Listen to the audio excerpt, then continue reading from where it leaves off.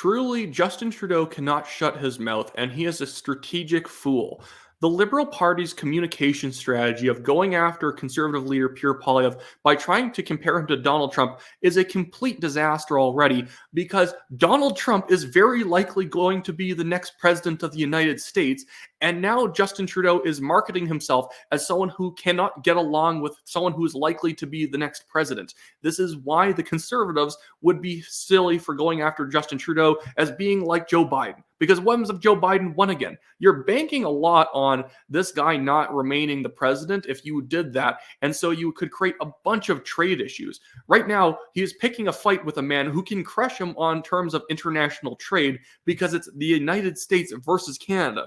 Obviously, they have way more economic power than us, so maybe don't try and attack your opposition leader as being like the guy you're going to have to do trade negotiations with while you're still prime minister. It's so dumb.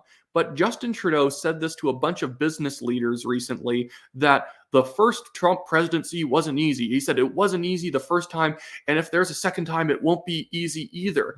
Trudeau, please shut your mouth. What is wrong with you? It doesn't matter what you think of Donald Trump, that if we are going to have to engage in new trade negotiations with Trump, he's probably not going to be so nice to you, knowing that you are taking shots at him and saying that your opposition leader, Pierre Poilievre, is like an awful, terrible human being because he's like Trump, who you will have to talk to as a fellow world leader.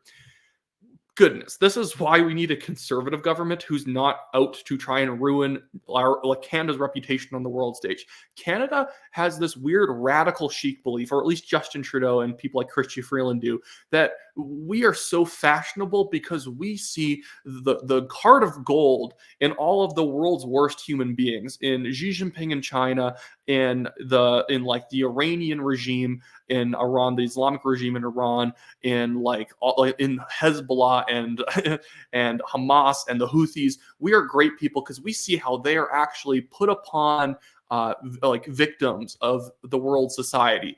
Justin Trudeau does this all the time. And then he attacks our allies. He goes after the Polish government and the Italian government for being evil social conservatives. And now he's attacking Donald Trump, who will probably try and renegotiate the USMCA or NAFTA in order to, just spite Trudeau. Whatever. Again, we need a conservative government right away because this guy is trying to destroy every single alliance and piece of goodwill that Canada still has. And for a quick shameless plug, this is absolutely also why I'm running for the Calgary Signal Hill Conservative Party nomination. There needs to be people who actually understand how politics work and how political strategy works inside of government. And I'm trying to run to be a real conservative who will not do stupid things like attack Donald Trump while we are trying to have a good relationship with the US. So if you live in the Calgary Signal Hill riding, it's this one right here. I'll show you the quick shape of it. If you live in this riding, buy a membership, vote for me in the nomination whenever it gets called, probably sometime after April.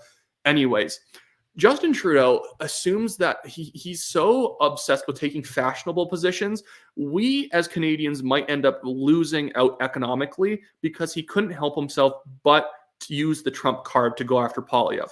It's like because the Liberals live in such a bubble that because they would never vote for Donald Trump, that nobody would ever vote for Donald Trump, and that Biden will probably win re-election, and maybe he'll have some goodwill because we attacked Trump, and that we're comparing our conservative opposition leader to Donald Trump. So we have sort of like a close kinship with the Democrats. You should never be trying to support a political party or trying to bank on a specific candidate winning when you don't live in that country. But because Trudeau can't imagine people voting for Trump, he doesn't think he's going to win and is taking shots at someone who he still seems to be he only seems to be waking up to now is likely to be the president again in 2024 and fill out his term.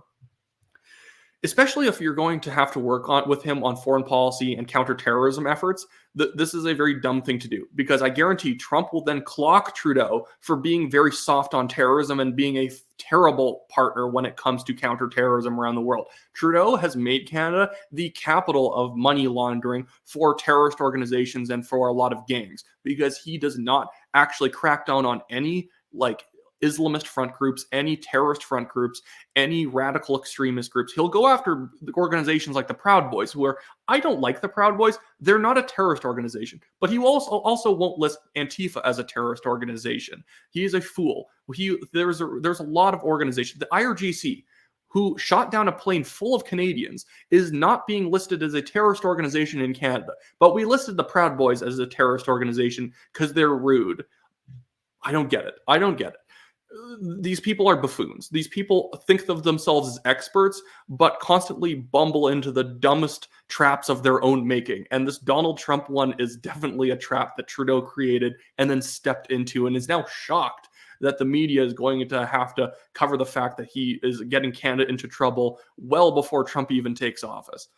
And when I say that, not that Trump is guaranteed to win, but like if you look at the polling, if you can study a poll, if you can do a basic analysis of a poll, Trump's not exactly he's not exactly the fringe chance of winning. He's probably has an 80% shot of beating Biden. Biden's approval rating is bad.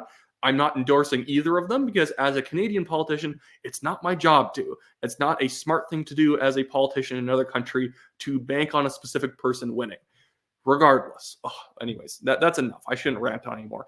Anyways, I have my usual Give, Send, Go link in the description of this video. I have a Chinese billionaire suing me. Stupid case, basically just trying to get a fake apology out of the National Telegraph because he was too scared to sue the Globe and Mail for saying the exact same things about him 2 years ago in much more detail.